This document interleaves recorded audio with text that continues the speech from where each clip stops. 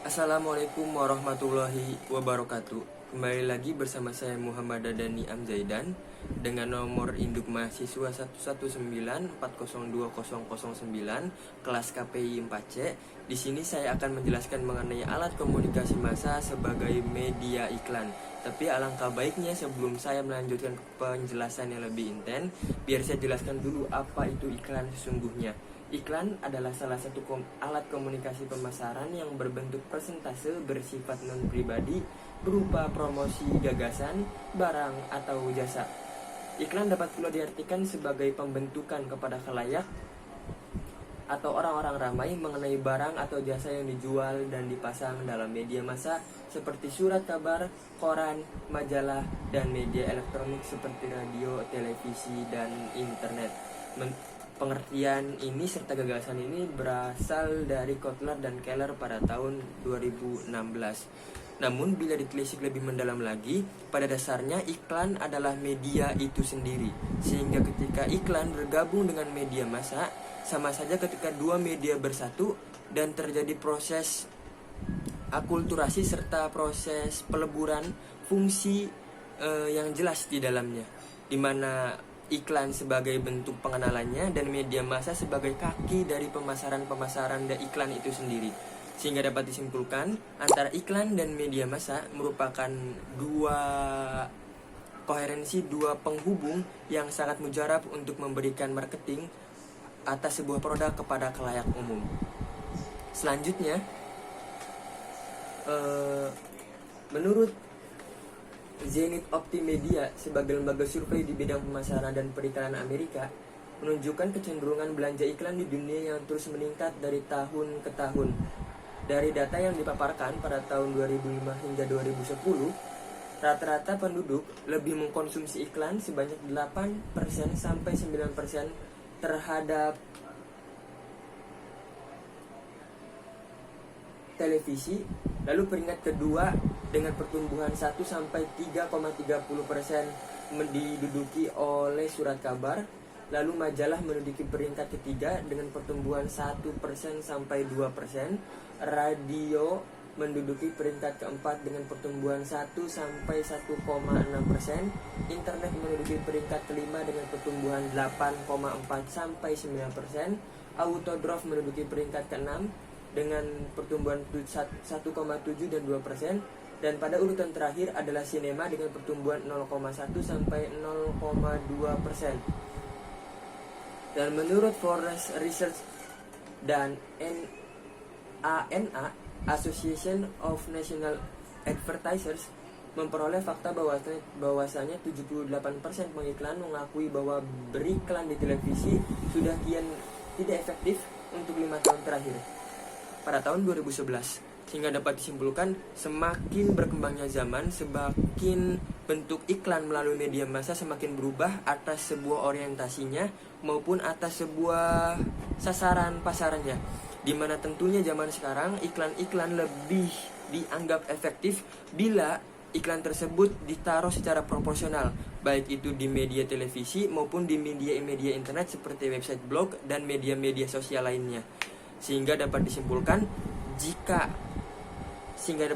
bahwasanya pengaruh zaman terhadap penggunaan media massa sebagai media, penggunaan alat komunikasi massa sebagai media iklan merupakan hal yang sangat berpengaruh. Hal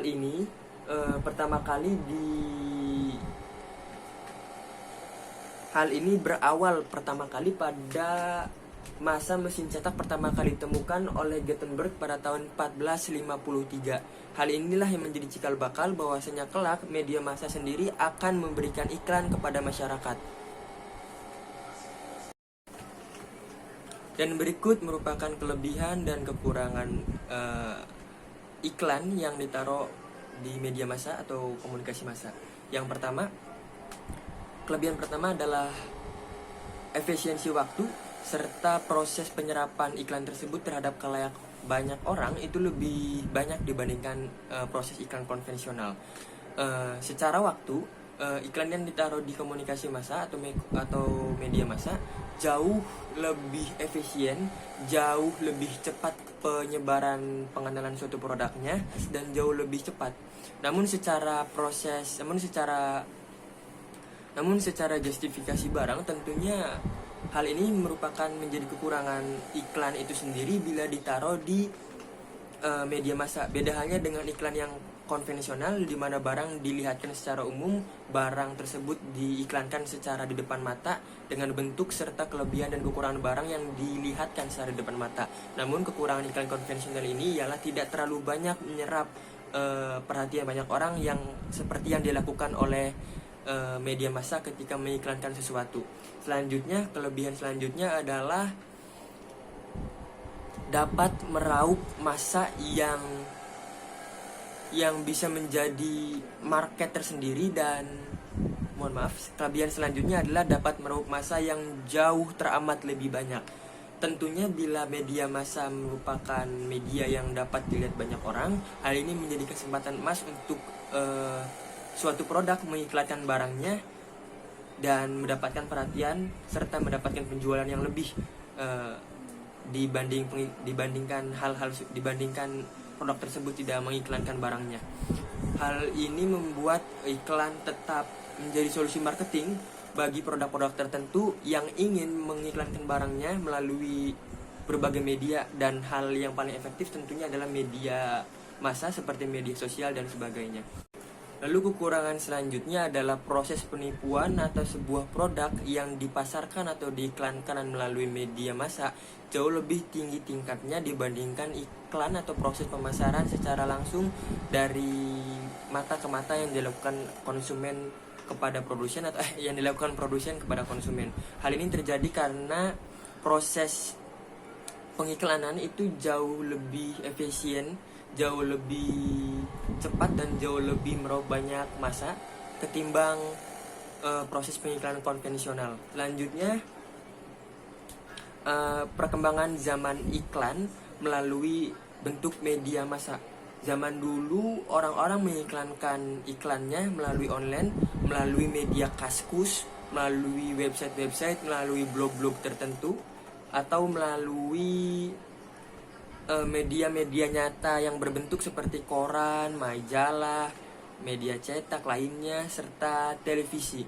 Hal ini yang membuat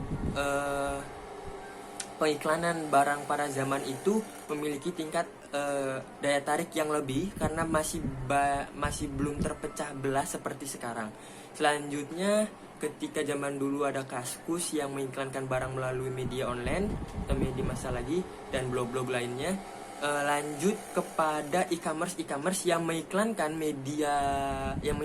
barang dengan platform media perniagaan itu sendiri.